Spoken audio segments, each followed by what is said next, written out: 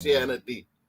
So what they did, and I can prove it in the case of Imam Abdul Samad, that they sent out these imams into the interior. And I found proof in the records of the Methodist Church. I went down to Rhodes University, and in their records, I found that the missionaries of the Methodists, they were complaining about the Mohammedan priests who are moving into the interior and turning the slaves over to Islam. And my take on the whole thing is that Imam Abdul Samad from Semarang, he was the driving force.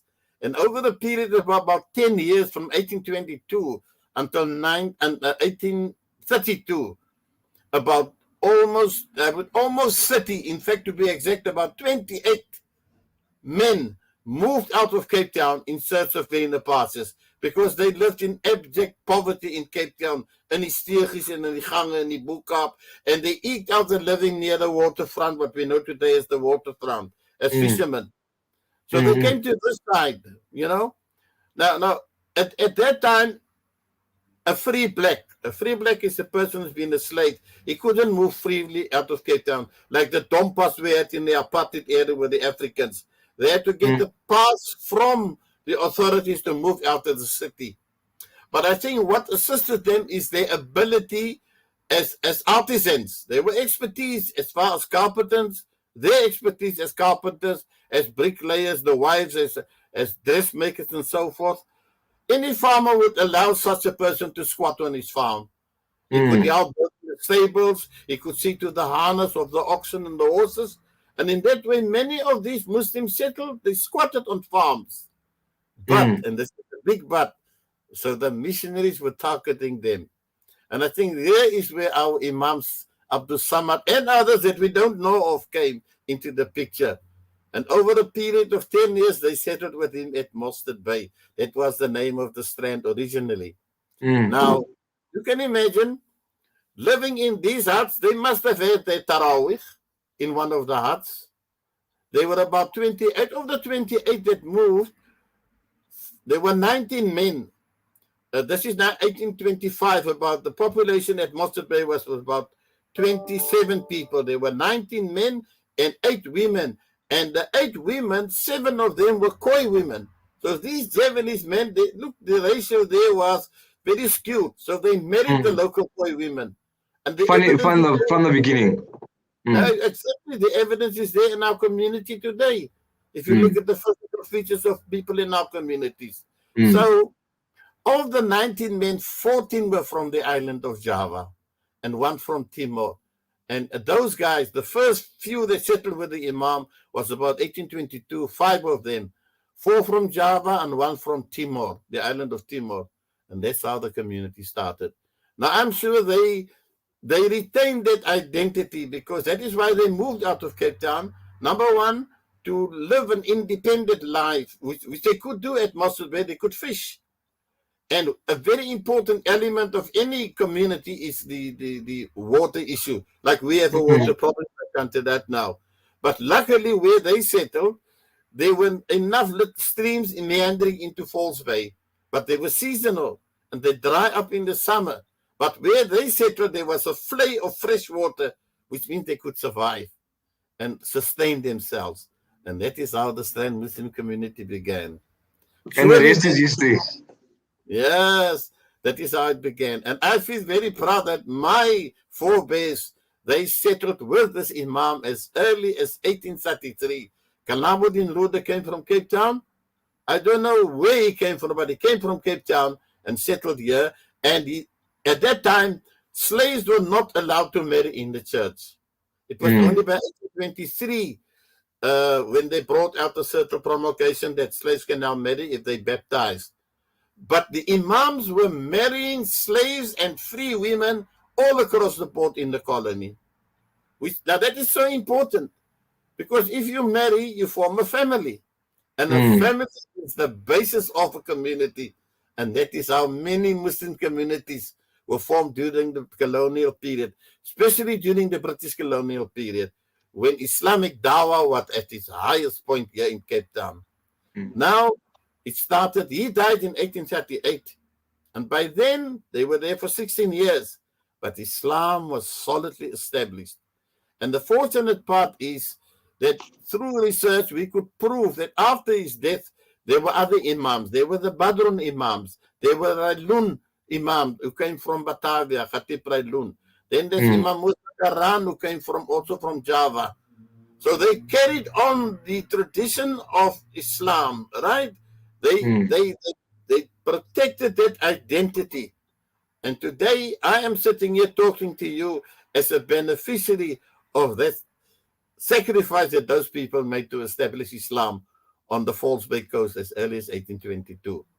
Now So coming to let's take that boat or that ship and all the way now to the present day, Boeta Ebrahim, the last 80 years of Strand's Muslim community, having now built on the foundations of the early Muslims and having established masajid and so on in the area. Tell us a bit about how, particularly the month of Ramadan, played a role in shaping the lives of these Muslims in the community as far as you have witnessed them since you were a child of Boeta Ebrahim, and tell us a bit about what will take place in this month of Ramadan, particularly in that community. absolutely. You see, Shakeel, eventually they were doing it in their little huts, but over time they built themselves proper brick houses.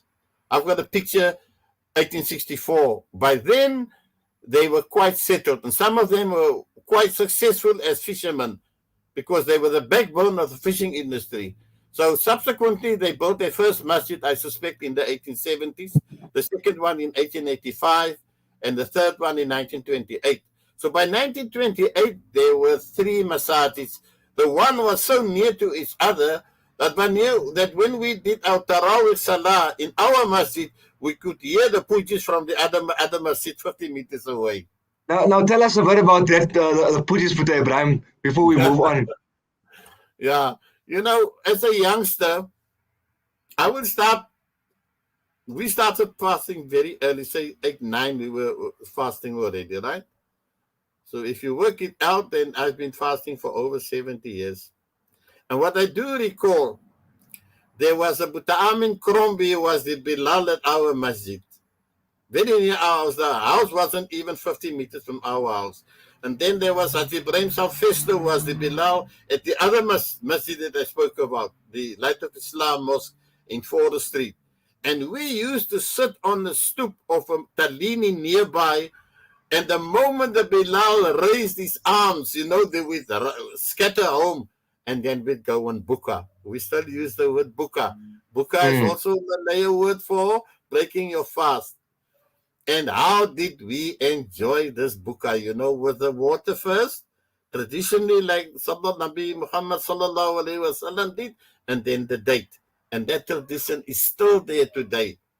Although we know that dates have become very expensive these days, but we still have our dates. Now, after that, we would have, my mother, we would buy her samosas. Now, there were people all around us. There was his Scooby. She was making samosas. There was his Zainab Hercules. There was his Shakeel Garda, Shakeel Garda called her. All people, home industries, they were making samosas and kusistas, and we would buy it from them for buka time. Traditionally, So, okay, yes, continue. Traditionally, after the date and the water, we would have soup. I believe in Cape Town, I was with one family in Cape Town in New Street.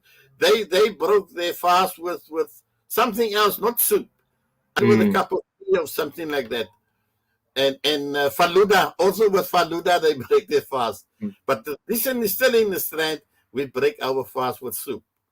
Now, after the soup, we would run to the mosque or even at home and perform the Maghrib Salah. Now, we stayed in Fagan Street at that time, and most of the Muslims, they stayed, like in Cape Town, very near to the masajid. So after that, now, I should tell you, before Ramadan, very few people had phones. And when it comes to the sighting of the moon, not like today, you can put it on WhatsApp, on the radio, then sometimes they didn't see the moon in Cape Town, but they saw it in Durban. And the ulama would phone Durban and they confirm, yes, they've seen the moon. So it is labarang. Then in the middle of the night, 2 o'clock, they would come and knock on your door. Salam alaikum. It's labarang more. Hulle het maan gesien in Durban. Now life starts. Oh, then you have Oh, in to the move. morning. Oh my Shoot. word. Look, there were no electric stoves. Everybody had stoves that you used wood, to light. Or you used a primer stove to cook the water. And we had a special little room at the back of our house called the money kamer. They didn't have bathrooms like we have today. Now we must go boil water, but almal moet nou gaan money. It was. Oh, Dit klink vir my die Strand mense het almal die ou woorde gebruik nog, while the rest of the Cape was obviously modernizing with English and so on, and Arabic terminology. It looks like the Strand has kept to its roots, or most of it, at least the last things have changed quite a bit the last 20 years or so. But prior to that, absolutely, Shakeel. And like what I'm saying is, then after that, no almal money water, right? And onthou net dat before Labarang, hier by voor Labarang, Laylatul Qadr, wat ons genoem het Kersopstiek aan.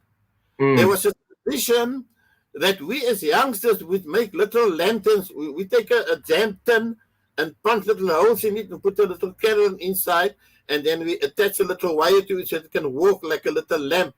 And we used to walk from house to house to go and see how nice people have prepared themselves for Laylatul Qadr. We call it Kersopstiek aan. and then of course the activities of the homes at the time, what would be taking place? You see, so what they would do before, during Ramadan, they would buy from Freedom and Cone, they would buy a new bedspread for Kersopstiek, for Laylatul Qadr. They would buy a new, they called it a linoleum, they called it oilcloth. So the whole house is being painted and finished out for Laylatul Qadr. That was a tradition. I remember Wahi was a painter. He used to come and paint our house for Laylatul Qadr. And so the idea is that the home is obviously spiritually clean and physically clean to receive the blessings of Allah at the time. Absolutely. And after that, okay, now coming back to the preparation for Eid. Now, we all used to buy from the Jew boys, Freedom and Cone, It was one of the major, like Wynix that they had in Cape Town in Hanover Street. Now, they stocked everything. And then our families, and many families, they would buy on tick, They would buy your suit and your kufiya and your tie and your shoes, the whole works they would buy, including all the new curtains for the house for Laylatul Qadr, and they would pay it off on a weekly or monthly basis from one Labarang to the next Labarang. That was a tradition. And you signed no papers because the Jews trusted the Malay. They called them the Malays, the Malay community. And I remember when I got married, I bought furniture on tick, and I gave the Jew a deposit, a small deposit. No papers, no HP, because they trusted. I trust you. And the beautiful thing, when that structure of Freedom and Cone, the building burned down in the 1970s, I interviewed this Jew guy, A.B. Friedman. He said something beautifully. He said, I went to him to find records about who stayed in which houses in the 1920s. But they said, with the fire, all these records were destroyed. I say, and even many of the white people who owed us a lot of money, they never came forward. So we lost a lot of money. But the Malays, they came forward and they told us what they owed, and they paid every cent. Now that to me was a beautiful accolade for our community of the Strand. Right. Testament to the Muslims of the time. Absolutely. Now, Shakeel, nou sal ons lekker klaar money and alles, right? No, remember the fire, no electric stove, right? No geysers or anything. So you had to put some firewood in the oven. So in the morning you would peel off the bark. That would be your fire lighter to start the fire. And then the water would boil, and of course we all take the money and prepare for Ramadan. Now comes the Tarawih, right? What I do recall, there were many old people in this little masjid. They later demolished the little masjid and they improved it, and built a beautiful one. Is still standing there in the center of the town. The Nurul Anwar Masjid, and the other one is the Nurul Latif, and the first one was in Market Street behind ShopRite. Now, going to Masjid, I remember all these old people, Tata Kamali was still alive. He was the Imam. Then there was Mr. Khan. Then was my grandfather, Boeta Rhoda. Then there were Ajit Prailun. All these people, they never sat on a chair like we have today. Amazingly, those people were standing and performing the 20 raka'ats. So old as Allah. Yeah, the whole 20 raka'ats. And I remember we used to travel from Alakum Takaturu. There was no khatam like the today. Right? And the travel in winter would be out. In the winter is nice, it's early. No, this is my second winter or so that I'm fasting. And I've had it in summer. This is the beauty of Islam, that the poor, you can experience what the poor are going through all seasons with no food. And we experience that in all the seasons. That's the beauty of Ramadan. So the pujis, we would bring the puji like every second raka'at, I do recall some of the Indians who were Hanafis, after the 20 raka'ats, they would step back and they would make their Witr Salah, they would make it separately because they perform more raka'ats than we or of the what you call it, the Hanafis, the Shafis at least. But the Hanafis go to the back and they perform it. I remember Buta Kasinpur, Mr. Khan, Buta Bagas, all of the old people of the Strand with their sons, they would move to the back and perform the Salah there. Now we come to the pujis. Of course, the first one is with the first two rak'ahs. Allahumma salli ala Sayyidina Muhammad sallallahu wa sallam alayhi. All right. The fourth rak'ah, then of course, Subhana Malikil Ma'bud, Subhana Malikil Mawjud. And to me, that was so exciting to be part of this puja that was being brought, And we could hear the other Jama'ah 40 meters away performing, and they had an even better puja than our Jama'ah. And some nights we used to go to Oh, those were exciting days, man. So, during the whole of Ramadan, this would be the tradition of going to the masjid. And I suspect that masjid, if I recall now, the doors were very small and the walls were very thick. So that was built in 1885. And in the Market Street one, we are now trying to have that masjid declared a provincial heritage site because it's the first place of worship that was built. Now come to Labarang. Labarang would be a big day for every child and the community as a whole because my father was a tailor, but our pants were made by the broekmaker Butamachi Latif. He was the guy who made the pants, the trousers. So our pants were always ready, but our jackets were never finished. It was hanging there with the sleeves still not fitted on. And then we would go to my grandfather, Butaluli. He was the agent for Friedemann and Cohn. Then he used to take us to Friedemann and Cohn and buy us from the shoes to kufia and everything. It was so nice to have a grandfather. He died in 1952, and I was about 14 years old when he died. So, Labarang, now comes Labarang. Oh, this is a big day.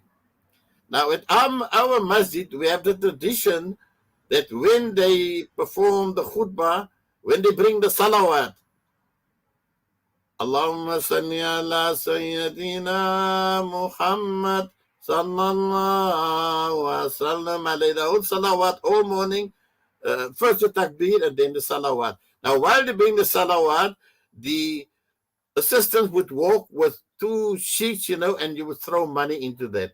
Now, that money would normally go to the imam, and then we would all queue in front of Imam Noor's house in Terufan Street.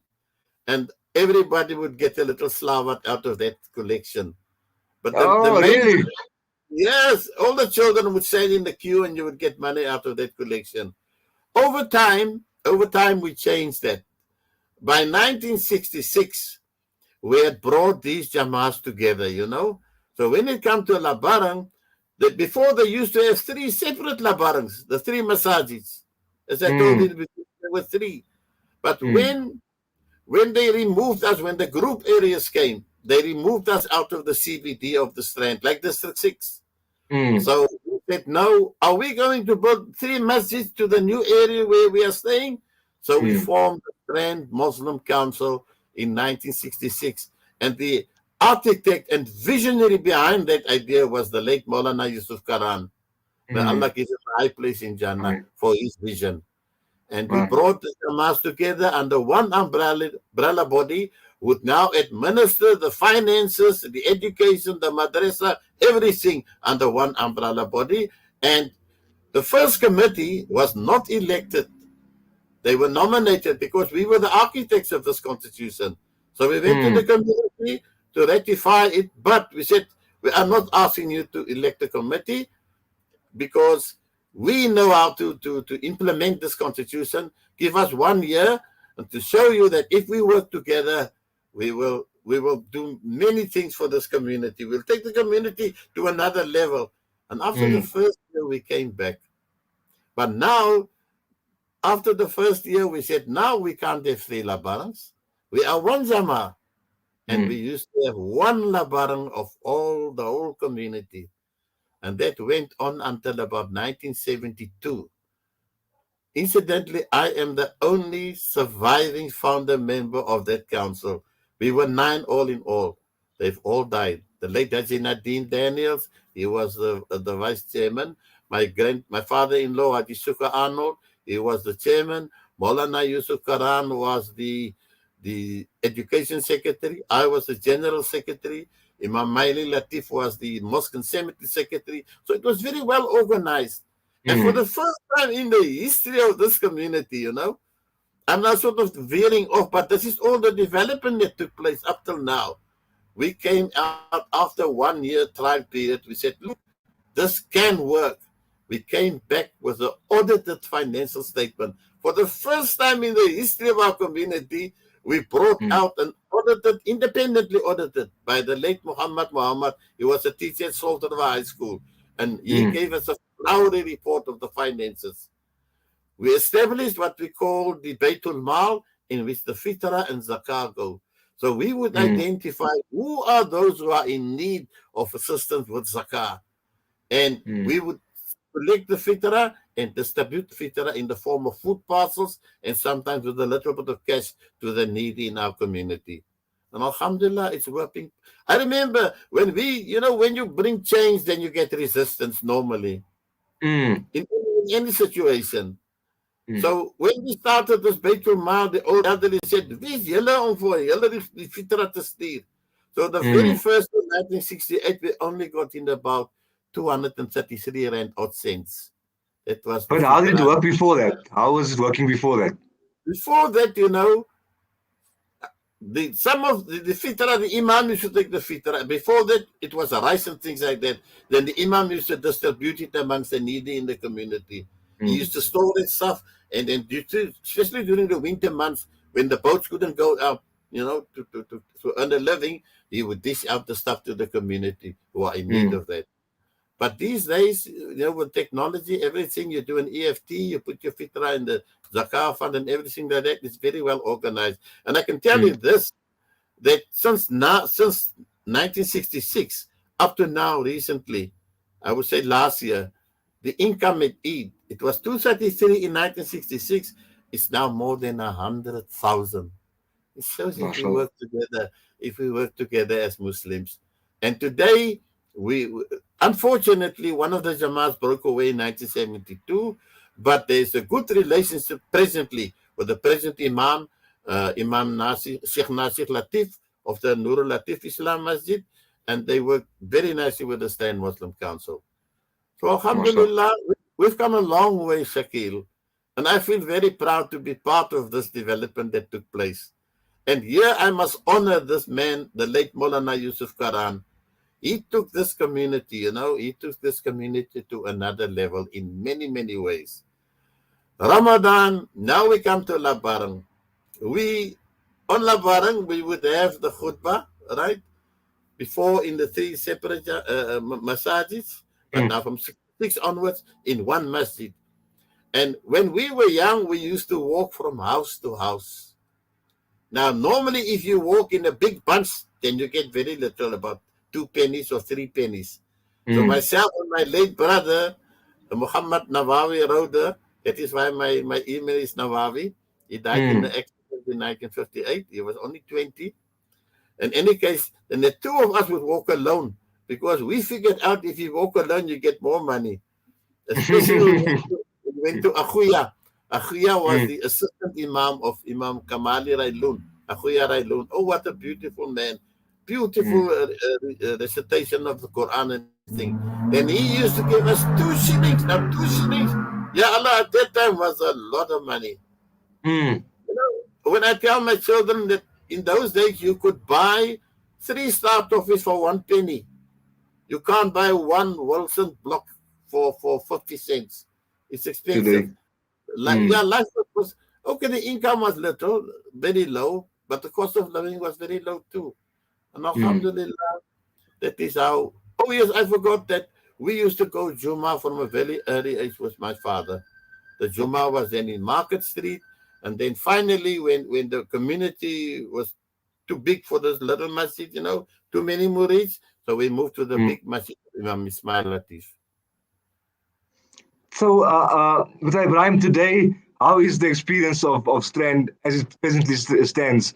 Post COVID-19, it's well, not post COVID. The virus is still doing its rounds, and very scarily so this year again.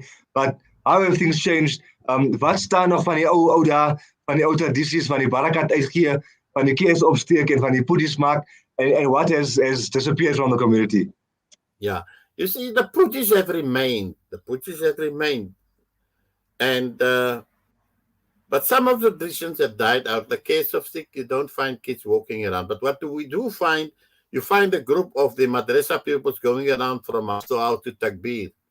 That is the Mm, night before Eid. They would go around from house to house, and wherever they stop, they would be given some niceties to eat or some drinks or something like that.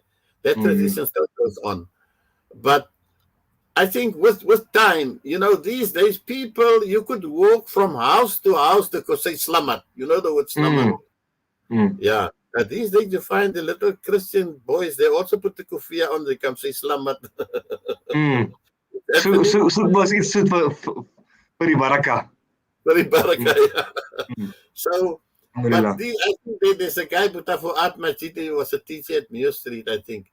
He wrote a nice article in Muslim News. I think these days everybody's living behind high walls and gates, and so the children don't have that free access that they used to have when we were young, walking from house to house and saying slamat. No, Coming I think to yes, carry on, Maf. coming to the present day about Ramadan, I told you earlier we used to travel from Al Hakum, right? The short surahs, right? But in the 1950s, I think it was 1952, the late Imam Noor Wenzel asked the Khalifa of the community, who was Sheikh Abu Bakr Najjar, to perform Mm, Tarawih, the whole Khatam of Quran. And for the first time, the Strand did a complete Khatam with Sheikh Najjar reciting. We used to be in his class, in madrasa, mm, and we used to stand around the table, especially in the Ramadan, where he's trying to practice and make himself lancha. Then mm. he would recite so fast you couldn't follow in the Quran. And then he asked you, "Where am I now?" And if you can't show the proper, he would hit you with with a cane. Mm, Sheikh Najjar stayed there, I think, until 1962, and then he moved to town. He became the Imam of New Street. But today, and this I feel very proud of, I think we have two schools in the Strand where we have ulama, we have some of the sheikhs or khalifas who are training our youngsters to become khufas. And at inshallah. all the masajid in the Strand, even those in the center of the town, they are using these youngsters to perform Tarawih Salah, complete khatam of the Quran during the Ramadan. And I think that is something beautiful of our own community, our own children performing Mm. that. And there are many of them, many youngsters, alhamdulillah. Alhamdulillah. So, Boeta Ebrahim, as the month of Ramadan ends, we look toward Labarang or Eid, and so who like the preparations now? In terms of, I know you said that there used to be a time where people would purchase their clothing from certain people and things. Obviously, things have changed quite a bit now. How are things today? Are children all cleaning their homes? I know many parents make their kids clean the houses before Eid. Like Boeta Ebrahim said about Laylatul Qadr, the same principle applies for preparing for Eid as well, making sure the home is clean. What sort of meals will be served on the Eid table, and the Eid tradition? Tell me, do they enter the Imam in as well in the masjid?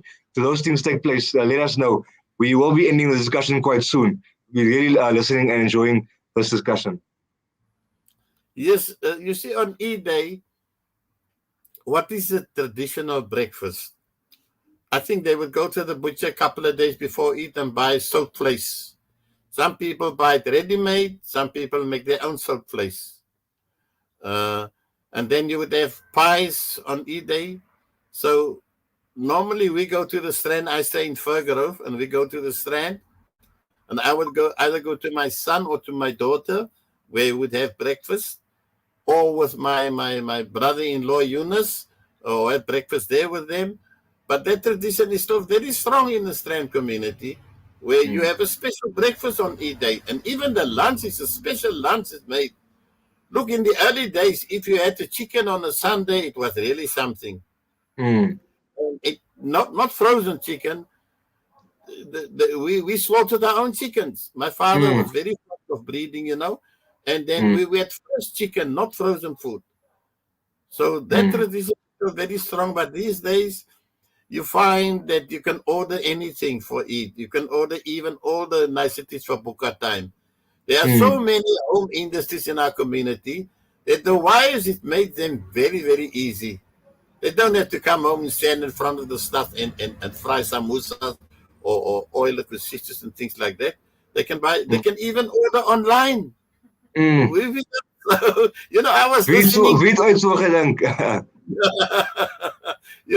Shakeel, I was listening to Radio Sonder Grense. Was a typical Afrikaanse radio. And this lady said, weet jy wat? Jy kan ook sisters koop online. Toe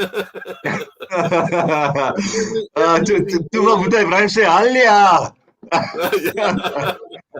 Boeta Ebrahim, your final message for the communities listening for the month of Ramadan from Strand. Any message to the future generations to come with respect to what we've discussed, this long, beautiful history? What advice and a message can you give us as we wrap up this discussion? My dua is that Allah must take away this COVID thing so that we can gather in our masajid again like we used to do and bring the beautiful takbir, In the Strand, we've got a very beautiful lagu. You know the word lagu? The tune of the takbir. And it's a very sad and solemn one.